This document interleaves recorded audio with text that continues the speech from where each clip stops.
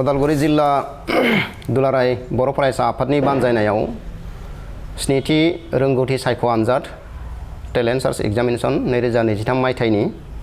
बेयो नभेम्बर दाननि 5 खालाराव खुंफुंजादोंमोन आरो बेनिनो फिथाइखौ दिनै उदालगुरि जिल्ला दुलाराय बर' फरायसा आफादनि गाहाय मावख' जोहोलाव बालिराम बर'नि नयंआव जोङो बिनि फिथाइखौ फोसावनो थाखाय आवगायदों आरो बे हाबाफारियावनो बाहागो लानो हानाय उदालगुरि जिल्ला एबसुनि गाहाय नेहाथारि बाबुल बर' बिथां, उदालगुरि जिल्ला एबसुनि सोलोंथाइ नेहाथारि अदेबानि टेलेन्ट सार्च एग्जामनिनो एग्जामिनेशन कन्ट्रलार सालबेसन मुसाहारि बिथां, हाबाफारियाव बाहागो लानो हानाय उदालगुरि जिल्ला एबसुनि लोगो सोलोंथाइ नेहाथारि जितेन बर', अदेबानि बे एग्जामिनेशन बर्डनिनो मेम्बार मानगोनां बिथां। गिबियावनो एग्जामिनेशन बर्डनिफ्राय उदालगुरि जिल्ला एबसुनि आफादगिरि आरो गाहाय नेहाथारि आरो गासै बिबानगिरि बिथांमोनखौ साबायखर जासिदों। लोगोसेयै जोंनि जिल्लानि सिङाव थानाय गासैबो फोरोंगुरु, फरायसानि बिमा बिफा, मेलेमजिबि आरो फरायसा बिथांमोनखौ जोङो साबायखर जासिदों। मानोना थांनाय 5 नभेम्बर खालार खालि रोंगौथि सायख' आनजादखौ जोंखौ मोजाङै खुंफुंनायाव बिथांमोननि मदद, बिथांमोननि सुबुरुन्थाइ जोंखौ होनायनि थाखाय दिनै जोङो बिनिनो फिथाइखौ फोसावनो थाखाय आवगायदों आरो देग्लायनि टेलेन्ट सार्च आनजादाव गासै 4555 फरायसा बिथांमोना बाहागो लादोंमोन। बेनिनो क्लास 6 आव 1692, क्लास 7 आव 1428 आरो क्लास 8 आव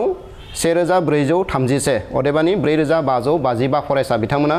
बाहागो लादोंमोन आरो बिनिनो टप 3 जि सेलेक्शन बेखौ जोङो थिक खालामनानै दिनै जोङो फोसावनो लादों। गिबियावनो क्लास 6 नि जाय फरायसा बिथांमोना टप 3 आव जायगा मोनदों जोङो बिथांमोनखौ फोसावनो नागिरदों। क्लास 6 नि सेथि मासिखौ मोननो हादों हेलिसियान बड'सा, कलायगाव इउएन एकाडेमि बिथाङा फरायोमोन। 100 नम्बरनि मादाव गासै 79 बे फरायसाया मोननो हादों। आरोबाव एखे नम्बरखौनो मोननो हादों, अदेबानि सेथि मासियावनो सासे दंबायो, बे जाबाय लिसा बर', खैराबारि इउएन एकाडेमिनि। बिथाङा आउट अफ 100 नि गेजेराव बिथाङाबो 79 नम्बरखौ मोननो हादों। नैथि मासि मोनदों श्रायासि नार्जारि, राजीव गान्धी एमइ स्कुलनिफ्राय,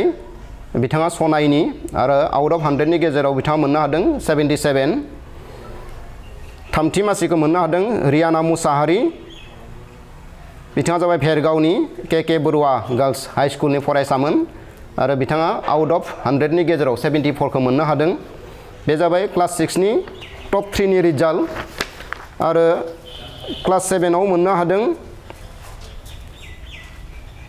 मोब्लिब बर', बिथाङा जाबाय खैराबारिनि आलारि गेजेर फरायसालिनि, बिथाङा मोननो हादों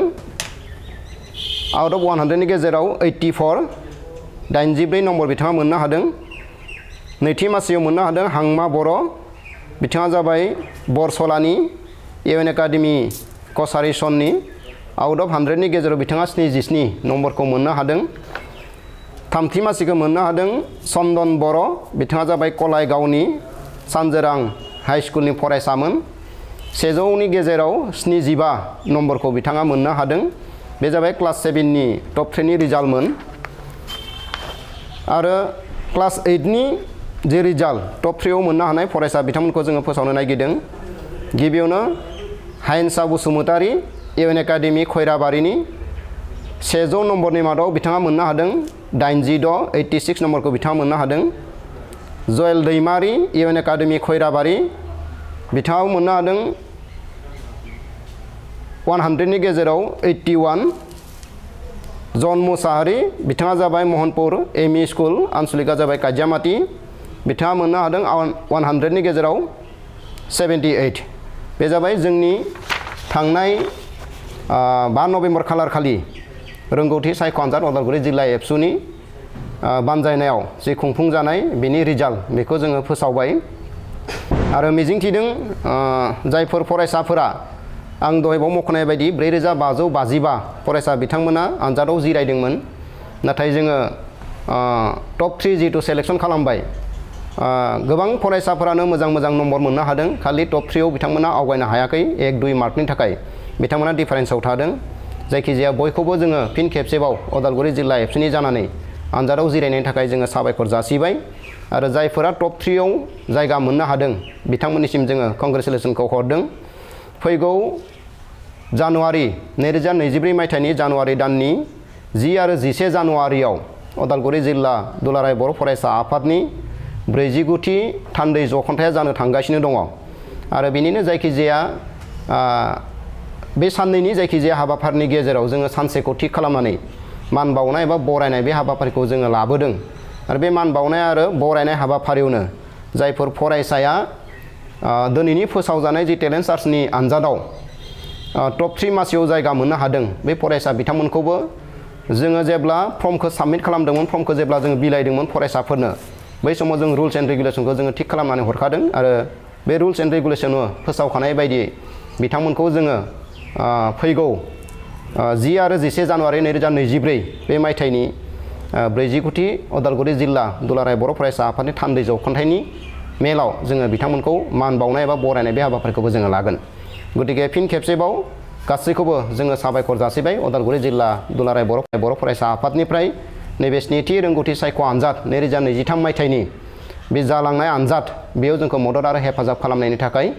आरो फैबाय थानाय समावबो दुलाराय बर' फरायसा आफादा बेबायदि गोबां फरायसाफोरखौ लानानै जोङो हाबाफारिफोर अनसायगोन बे हाबाफारिफोरावबो नोंथांमोननि मदद आरो हेफाजाबखौ मोनगोन होननानै आसा खालामनानै दिनैनि टप 3 अदेबानि स्निथि रोंगौथि सायख' आनजादनि जि रिजाल्ट फोसावनाय बेखौ जोङो बेखिनियावनो फोजोबबाय गोजोन्थों बारा थिग जासिगोन नैबेखौ एसे एड खालामना होदो नामा जायफोर गथ'आ गावनि मोननाय नम्बरखौ ला मोनसे खोथा